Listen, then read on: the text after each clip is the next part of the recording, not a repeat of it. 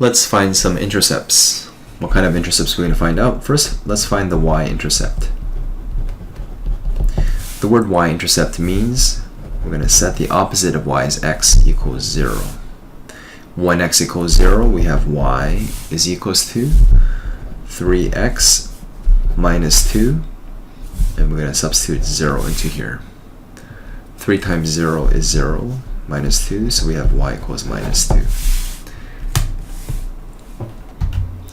And we can even sketch this to understand this a bit better. So to sketch this graph, we have minus 2 as the y-intercept is over here.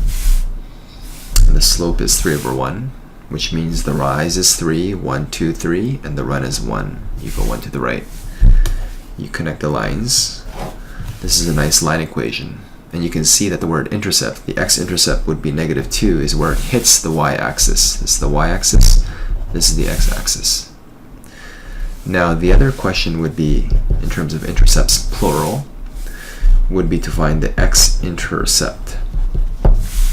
To find the x-intercept, we're going to set the opposite variable y equals 0. So look at the formula up here. We're going to go 0 is equals to 3x minus 2, and now this is simply algebra. We're going to throw the negative 2 over, so we have 2 is equals to 3x, and then we're going to divide both sides by 3. So x equals 2 over 3. This is about 0.6 repeater. X equals 2/3. We're talking about the x-intercept is also called the root. This is called the x-intercept or x-int. It's also called the root. It's also called the solution. So we found the intercepts.